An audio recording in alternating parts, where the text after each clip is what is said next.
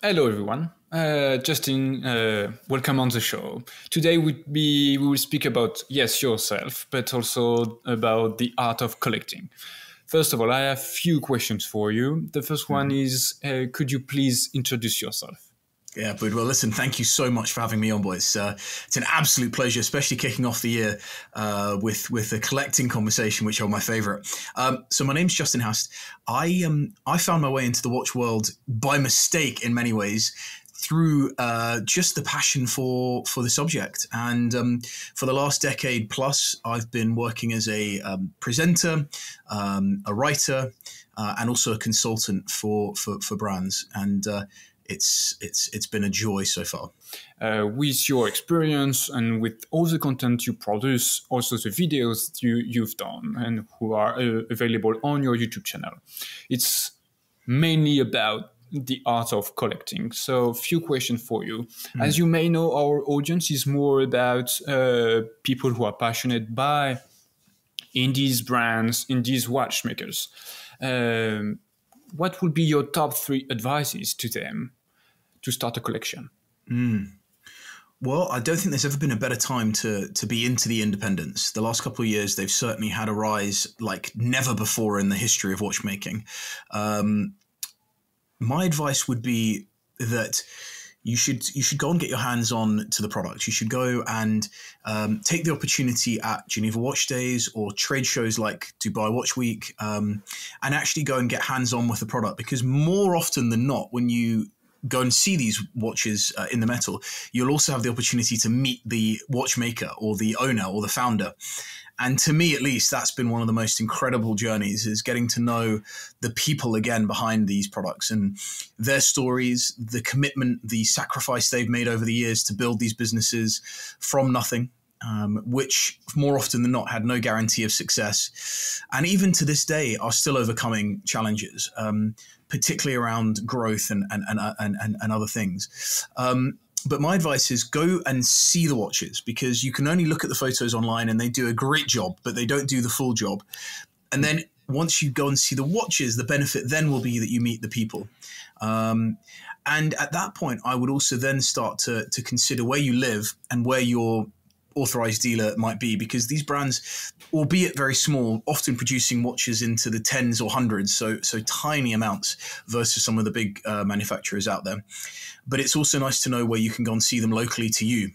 And then I guess the final point would probably be very much like it is for any watch purchase, is you should, my advice, my thoughts are that you should be going for what you love, and sort of taking on board guidance from others, but really going for what you love. And, ultimately you're the one that's going to be wearing the watch, and you've got to be satisfied with it and satisfied that it represents you and it feels right on your wrist. So those are 3 or 4 key points that I think will leave you in good stead for making a decision on an independent watch. And also, what are the indies watchmakers / brands that catch your attention in the last maybe 6 months or maybe 1 year and a half? It's interesting that you point out that these are, watchmakers at their core, and some of them have transitioned to become brands and some haven't still. Let's not forget, these often were very small manufacturers, like very small workshops, maybe atelier. If you talk about someone like Philippe Dufour, an individual almost working alone, producing, 10 watches a year by hand, it's quite an incredible thing. You have then a bit of variability. Brands that I've fallen in love with over the years, you've got Laurent Ferrier, one of the most elegant, understated manufacturers in the world, some of the best finishing in the world. And there you've got low hundreds being produced, so slightly different volume to say, Philippe Dufour. But nonetheless, a brand that I've fallen in love with. I guess it's more approachable as well, because the price point is something you can dream of, that you might be able to stretch to. At least I dream of being able to stretch to. Whereas some of the Philippe Dufours of the world, or the Kari Voutilainens, slightly outside of even the dream land for me at least. But that's that's the classic side of watchmaking that I've fallen in love with. Then you've got De Bethune on the more extreme end of independent watchmaking, sort of artful. Inspiration from the universe, from the skies and the seas, but nonetheless beautiful finishing. You've then got Ressence, a brand from Belgium, founded by an amazing industrial designer called Benoit Mintens, and he looked at the whole idea of telling the time and watchmaking, and came at it without any watchmaking background and tried to improve on the way in which we read time and see time. So I highly recommend you get, if you get the chance to see a Ressence or interact with one, do. They're amazing. I think the theme here is that there's something for everybody in independent watchmaking, and no matter what your aesthetic preference is, whether it's classical watchmaking to avant-garde designs, if you like avant-garde designs, you will love Max Boussier and Friends, MB&F, which is another brand that is really out there from a design perspective, but technically and design-wise just outstanding. And who else is there that we can talk about? There are so many. But there's so many. That's 4 at least. And as you can see, I've got a bookshelf full of them behind me. So yeah, and also at different price points as well. You can look at small brands like Anordain in Scotland for a couple of €1,000 or pounds. You can find yourself a watch that has a lot of soul to it, that doesn't need to break the bank. So there's a little bit for everybody out there. Which is completely perfect. You can find a watch made by some people who are really passionate by the product and the story they want to share with you. And also you can find crazy people. Last week we went to Karim Voutilainen workshop. It's just mind-blowing. But it will be soon on the channel and you will see. Another question. Some people are, discovering the indies brands. And sometimes you don't know how to speak with them, because they are, for some of them, they are your icons, and you've been just able to be in touch with their product. What would be your advice to how to say that very easily? And if you are looking for one of their watches and you wanna buy one of them, and how would you behave? And also, what do you need to know before buying one of them? You said previously, have a look, see the product by yourself, ask the questions. If we can deep dive into it, it would be perfect. Well, I think a lot of people out there have become discontent with the way in which you go about buying a watch. If you're going to try and buy a Rolex or a Patek Philippe, it's probably been more challenging and unenjoyable than it has been enjoyable for the last few years. More often than not, people, clients, and I include myself in that, are sort of full of discontent and unhappiness when you try and get a watch that you really want, because you get strung along a journey of wait lists and strung along of buy this for this. And I think what you need to be aware of with independence, which is actually lovely and charming, and I've gone through this process myself, having waited almost 2 years for a watch, is that you will have to wait. But it's not an artificial waiting process where a lot of your retailers for some big brands will tell you that you have to wait and wait and wait without an end line to it. The thing about independence is that if you show a genuine interest, if you show that time and passion through meeting with them at the sort of global roadshow, as I said earlier, or just spending time at your AD, or even interacting with them on social media and showcasing your interest and your passion, there is no rush, because I think ultimately you will get what you want, but it's the sort of thing that you just have to be advised to know that it will take time. And the reason that it takes time is purely because these are small manufacturers who sometimes rely on suppliers. And the last couple of years, supply chains have been really tested. And of course, watchmaking has become incredibly popular. And so some of these suppliers that supply lots of brands are stretched. And you can imagine that if you're a manufacturer of hands in Geneva, a lot of the big brands who spend a lot of money with you are the ones kind of at the top of that list. And so they supply those brands that they need to supply. And these small independents tend to be the ones that suffer a little bit. So because their order quantities just aren't as big. And let's be honest as well, a lot of these brands spend a lot of time from their watchmakers and their finishers. A lot of the time is spent actually working on calibers. I think of someone like Anderson Genève in Geneva. They have 3 or 4 watchmakers full-time working on assembly and decoration of dials, on cases, enamel dials and cases, hand finishing and movements. And that takes an awful long time. And I have to be honest, that's the reason I fell in love with watchmaking, is not because of the status or the cultural side, but really the artistic side and the time spent on a watch. And of course, that's where the cost often is incurred for the end user, is how long have watchmakers spent actually manufacturing, actually finishing movements, compiling things together. So that probably, Boud, is the key thing to remember, is that it's going to take some time. But like anything in life that is worth waiting for, it's worth waiting for. And in our lives these days, we don't wait for very much. And so there's a bit of joy to be had. And I have to say, I've had this experience. The joy in waiting is wonderful. And I think that only goes to heighten the moment when you actually go to the manufacturer, of which you can go to a lot of these manufacturers. You can book opportunities to go and have a look at them. You can go and have a tour around them.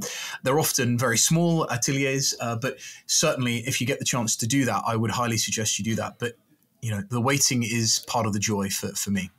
Exactly. So be patient and also try to understand the creative process that will be in your watch, in order to, when you will have on your wrist, be able to, how do you say that in English? We say it in French, prendre le temps de savourer le produit. Take the time to savor it. Savor it, exactly. Savor it, yeah. And now we'll speak more about the market and its evolution, because from the couple of years, we've seen an evolution and rise of interest for indies brands. Could you explain us the change that indies have undergone in recent years? Well, they've just had this incredible level of interest. They've found that their businesses have gone through the roof. They've had order books filled for years to come. And the challenges that come with that. I think of someone like Czapek, who are a very, very beautiful independent watchmaker, and the challenges that they've had to overcome through their physical location, just not being big enough to deliver the watches that they're wanting to deliver or what they believe they're capable of delivering. So they've extended their workshop in the last year, pardon me, to be able to deliver a lot more in the future, but it's been a huge cost investment. And let's be honest, a lot of these businesses are, not absolutely on sure footing financially. And I think we've seen that in the past with the acquisition of someone like De Bethune. They are probably, it's fair to say, more on the artistic spectrum than they are on the commercial spectrum. And I mean that in the most lovely way, is that they're making wonderful, wonderful things because they can. They want to, but it doesn't mean that the business is always in the best shape. So, for example, De Bethune was acquired by Watchbox, or the 1916 company, I think they are now in the US. And so, that's been a huge shift. So interest globally has gone through the roof. The collectors that have had everything in their lives from all the other brands are suddenly coming to independence. And even vintage collectors who have had a difficult time owning vintage watches, which can be troublesome at times, have decided they're going to sell their collections and move to independence, because they're getting something that's unique to them more often than not, because you can customize things. For example, at De Bethune, you can have the Starry Skies constellation on the dial, made to your specification. At Anderson Geneva, you can have a world time that might have your city reflected at the on the bezel. You can be quite creative about these things because you are literally talking to the makers themselves. The other thing that's been really interesting is we've had a couple of big brands like LVMH, for example, rectify some old watchmakers from the past, independent brands that are very close to the hearts of a lot of collectors and enthusiasts like us, like Daniel Roth, for example, and Gerald Genta, two brands that last year have come back to life. And so we're just seeing a wonderful surge in the independent space. And I think that's primarily because we all want something that is special to us, that we want something that's unique, and we want to tell those stories. When you see the watch on your wrist, you want to tell the story to yourself every day, but also it's lovely to be able to tell the story to your colleagues and to your family and to your friends when they ask you, what's that on the wrist? Why does it look so weird? Or, wow, that's beautiful. I've never heard of that brand before. I think that's part of the story here, but primarily the last couple of years, they've gone from small, obscure operations maybe to try to scale up to bigger ones, which is very troublesome. They have had to try and manage the influx of interest in a meaningful way, which is to say that there are people that have been around for a very long time supporting them, from their subscription, like the FP Journe collectors from the very early days. And that's also very challenging. How do you square away the new entrants coming in to the old supporters of the brand? And also, how do you, not become too big, quote unquote, to be everywhere and still be relevant? It's a fascinating challenge that a lot of brands have to challenge. For example, Voutilainen, Kari Voutilainen, one of the most incredible independent watchmakers in the world, he has started making dials for other brands. He's expanded into even, there was a foray into mobile phones at one point. At what point do you start to compromise your compromise your core support for growth? And squaring those challenges away is incredibly difficult. So these are the types of things that the independent watchmakers have had to come to terms with. More often than not, interesting enough, working together, working as a team often to try and overcome these challenges. So it's wonderful, it's difficult, and it's exciting. Yeah. And what this evolution can tell us about the future, when you look at what happened in the past, today, and when you look at the future, what would be your what you can say about the future of indies brands and indies watchmaker? Well, I think the great thing about the last few years is the watch collecting world has welcomed so many new people into it that my prospects for the future, my hopes for the future of independent watchmaking are very positive. Primarily because the product is fantastic. At times they do push the envelope. You've got to be experimental to some extent, but the product is wonderful. It's cliche, and it's cliche to say it, but you can really feel the passion in it. And of course, once you meet these people and once you start to invest your energy into supporting them and getting to know them and getting to know their families. I'm thinking about Ludwig Balois here. He's a very small independent maker, pretty much by himself doing everything. And his wife helps, and his son comes along to all of the times that you get to see the watches or you hand over the watches to the clients. It's hard not to fall in love with that way of supporting artisans in the 21st century. There are very few ways in which we can invest our money and our effort these days that is quite as exciting as supporting independent watchmakers. So in my mind, the future is bright. And with the new collector base that have developed over the last few years, I think it's really, really exciting to see where they go down the line. Exactly. I don't know if we can say that, but you know how to communicate. And we've been able to see you on Laurent Ferrier YouTube channel where you presented the after sale. A video that I invite people to look at because it's interesting, fresh. And then it was very nice. What would be your communications advice to them, to those indies brands, to those indies watchmakers, in order to make sure that people understand who they are and what they are doing? What would be your advices? Well, it's a challenging one though, because more often than not, they are focused on making watches. Roger Smith, makes amazing watches, and that's what he spends his time focusing on. Not necessarily acquiring new customers, not necessarily spending a lot of money on advertising. Actually, I don't think he's ever spent any money on advertising, and not necessarily on telling stories. I think it's an important part of the puzzle. That can be neglected because it's a long-term play. It's a long-term investment, much like the passion they put into their product. It's a long-term investment into showcasing what you are as a brand, because we know that being a wonderful product manufacturing entity is it can only take you so far. You need to tell stories and that's what watchmaking is at the end of the day. We all love watchmaking in the world of watchmaking because it's an endless series of stories, and it's an endless story that's unraveling the whole time. And it's, as Jean-Claude Biver says, it's about making people dream, letting people dream. And so we have to invest. This is me talking to the brand now. So whoever it is, who could I be speaking to? Moser, me speaking to Moser. I don't need Edouard Meylan does not need to hear from me, but I'm telling him now, and he knows all too well about investing his energy into telling stories because, the product is amazing.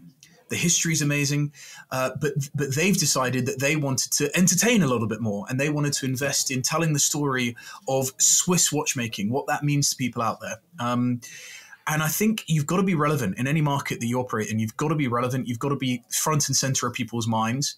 And, we need to continue. And the work is not done from us, from the media side, from the brands themselves. The work is not done. In fact, we're only just starting to spread the word of what watchmaking is and what it can be for people in their lives, especially in a digital age. I tell my friends, I'm like, guys, you know what? The coolest thing about this is that it's made of components, metal components that come together to tell us the time. And this moon phase is accurate for 750 years without intervention and all of these amazing things. So we're all in the same business of inspiring another group of people to come into it. Yeah. And so in my mind, marketing and telling your story, I think marketing sometimes can be seen as negative, but I think marketing in the sense of telling your story and showcasing your why, why the brand exists. Danny Flageolet, in this this De Bethune book that I'm reading. De Bethune, sorry, Maxon. But De Bethune book here, you can see and feel the passion he's got for watchmaking, for nature, in this amazing book by Assouline, which I highly recommend that anyone pick up. And you'll get a feel for it. So that's a long answer, Bo. That's a long answer, but you can feel the passion I've got for it. I think in many ways we're not selling a religion, but if I were selling religion, I think it would be quite, it wouldn't be far off what we're doing here. Last questions, which is, what's your definition of a brand? Definition of a brand. It's interesting, isn't it? It's when you put your name on a dial. I think you've gone from being a watchmaker who worked on movements, maybe for yourself, maybe for another brand, to then becoming a brand. And so I think the minute you put your name above the door in the atelier or your name on the dial, in my mind, you've become a brand. And it just depends on the way in which you push and pull that in the future as to how well recognized you want to be, or how much of a business, quote unquote, you want to be, or commercial entity. Ultimately, at the point that we're talking about here, the independent scene, you really are investing in a watchmaker. You are investing your money to keep the lights on at night. You're investing in the next round of watches to be made. I mean, I speak to the guys at Anderson Genève very, very frequently, and I know that the team there bring the money together to then go and buy the platinum that they need for the next cases to be made. And that is the reality of what independent watchmaking is. So I think they're all brands. I think some have grown and become more than just their founding principle. Look at FP Journe, for example. FP Journe, in the early years, for sure, we were buying into the man himself. Now you're buying into a brand. You're buying into something that's global. Maybe you could quantify it by saying, have you got a location outside of Switzerland? And FP Journe's got boutiques now all over the world. So that's probably where we're at. Not a great answer, but it's a great question. But I would probably simplify it to say, if your name's on the dial, then you're a brand. That's probably my answer. Justin, thanks a lot for your time. Thanks a lot for all your explanation and advices you gave us to me and to the audience. I hope we will be able to see you very soon again on Tourbillon Watch channel. We wish you all the best and see you very soon. Well, thank you so much for having me as always. Look forward to seeing you at the next show.